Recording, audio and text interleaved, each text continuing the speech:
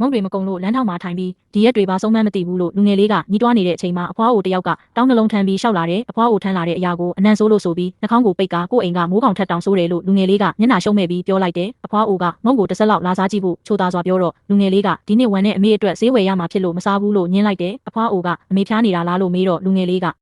ဆောင်းတွင်းရောက်တာနဲ့အမေချောင်းဆိုးတာပိုဆိုးလာပြီးစေးဘိုးဝတ်ခမရှိတဲ့အကြောင်းဒီမုံတွေကိုလည်းခေလူတွေကဟာလီဖိုလာတွေပဲကြိုက်တော့လို့ဘယ်သူမှမဝယ်ကြတော့ဘူးလို့ဝမ်းနေစွာပြောလိုက်တယ်အဖွားအိုကလူငယ်လေးကိုအရင်ဘဝကဝုံပလွေတကောင်ကိုကယ်ဘူးတာကိုမှတ်မိလားလို့မေးလိုက်တဲ့အခါလူငယ်လေးကအံ့ဩသွားပြီးအဲ့ဒါကိုရရမရှိအောင်ညင်းလိုက်တယ်အဖွားအိုကအဲ့ဒီဝုံပလွေကနောက်ပိုင်းမှာအကျိုးလွတ်ရသွားပြီးသူ့ကိုကျေးဇူးဆက်ဖို့ဆေးလွတ်လိုက်တာဖြစ်ကြောင်းဘာစုတောင်းကျင်လဲဒါမှမဟုတ်စီးစိမ်ဥစ္စာလိုချင်လားမေးတော့လူငယ်လေးကနောက်ပြောင်နေတာလားသူကမုံရောင်းတဲ့သူပဲလေလို့ပြန်ပြောတယ်အဖွားအိုကအရင်ကဝင်ပလွေဖြစ်ပြီးတဘဝလုံးကျေးဇူးတင်နေရတဲ့အတွက်ဒီနေ့အဲ့ဒီအကျွေးကိုဆက်ဖို့လာခဲ့တာဖြစ်ကြောင်းပြောပြီးဘာလို့ချင်းလဲဆက်မေးလိုက်တယ်အဲ့ဒီအချိန်မှာပဲရက်ွက်သေးကိုလူဆိုးကောင်းဆောင်ကလူရုံမာတွေနဲ့အတူရောက်လာပြီးဒီလငါးရန်ခတွေကိုတောင်းတော့လူငယ်လေးကငွေမရှိသေးလို့ရက်အနေငယ်ဆိုင်ငံပေးဖို့တောင်းပန်တဲ့လူဆိုးကပတ်စံမရှိရင်မြေယာအိမ်ကိုတိမ့်မယ်လို့ကျင်းသွားပြီးဆွဲကင်တဲ့အခါအဖွားအိုကဝင်ရောက်တားမြစ်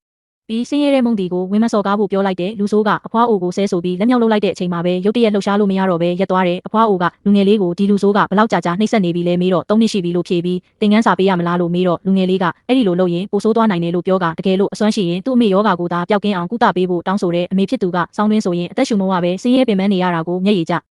ရက်ပြောပြပြီးအမေအတွက်ဆိုရင်သူ့ဘဝကိုမြင့်လို့နွားလို့လှုပ်ကြွေးဖို့ဝင်မလေးချောင်းပြောတဲ့အခါအဖွားအိုကမျက်ရည်ကျလာပြီးလူငယ်လေးရဲ့စိတ်ရင်းကိုတနာသွားတယ်အဖွားအိုကလူဆိုးကိုသွားခိုင်းလိုက်ပြီးအိမ်ကိုလိုက်သွားကအမေယောဂါကိုကုသပေးတယ်အဖွားအိုကအိမ်ထဲကိုဝင်လာပြီးအမေဖြစ်သူရဲ့နဖူးကိုလက်နဲ့ထိပြီးစမ်းသပ်ပေးလိုက်တဲ့အခါအမေဖြစ်သူကကိုရီပူနွေးလာပြီး10နှစ်တိုင်အောင်ဖြစ်နေတဲ့ဖျားနာချောင်းဆိုးတာတွေပျောက်ကင်းသွားကလေပင်ရတာတွေပါတက်တာသွားတယ်အမေဖြစ်သူကအံ့ဩဝမ်းသာသွားပြီးဒီဆရာမကြီးကပဲလူနီးနဲ့ကုတာလဲလို့မေးတဲ့အခါအဖွားအိုကသူ့သားရဲ့စိတ်ရင်းကောင်းကြောင့်အရင်ကကဲခဲ့ဘူးတဲ့ဝန်ပလွေကသူ့ကိုကျေးဇူးဆက်ခိုင်းလိုက်တာဖြစ်ကြောင်းရှင်းပြတယ်အမေဖြစ်သူကအံ့ဩသွားပြီးသူ့သားကဝန်ပလွေကိုကဲဘူးတာကိုမမှတ်မိတော့ဘူးလို့ပြောတော့အဖွားအိုကနမင်းကြီးကတော့မှတ်မိကြောင်းပြောပြီးငွေအိတ်တအိတ်ကိုထုတ်ပေးတယ်လူငယ်လေးကအမေယောဂါကိုပျောက်ကင်းစေတဲ့အတွက်ကျေးဇူးတင်လွန်းလို့အဲ့ဒီငွေတွေကိုလက်မခံခြင်းကြောင်းပြောတော့အဖွားအိုကယူထားဖို့ပြောပြီးဒီငွေတွေကဘာမှမဟုတ်ကြောင်းပြောတယ်အမေဖြစ်သူကအဖွားအိုကိုတကယ်ပဲအသက်ရှင်နေတဲ့ဖျားသခင်လိုမြင်လာပြီးချီးကျူးတဲ့အခါအဖွားအိုကသူဟာဖျားမဟုတ်ပဲအနံ့ဆိုးတဲ့တို့ဘူးကိုရောင်းတဲ့သူသားဖြစ်ကြောင်းဒါပေမဲ့ဒီတို့ဘူးကတာမန်တို့ဘူးမဟုတ်ပဲစားလိုက်ရင်အရင်ဘဝကအကြောင်းအရာတွေကိုပြန်ပြောင်းတတိရစေနိုင်တယ်လို့ပြောပြတယ်လူငယ်လေးကအံ့ဩသွားပြီးစားသုံးလိုက်တဲ့အခါအဖွားအိုကသူတို့ရှိကဝင်ပလွေဟာသူ့ရဲ့တပည့်ဖြစ်ပြီးကျမပြေဝလို့ကိုစားလာဆက်တာဖြစ်ကြောင်းအောင်မြင်မှုရတဲ့အခါကိုယ်တိုင်လာကျေးဇူးတင်မယ်လို့ပြောတယ်အဖွားအိုကသူပြန်တော့မှာဖြစ်ကြောင်းရမမင်းရဲ့ဟင်းရည်ကို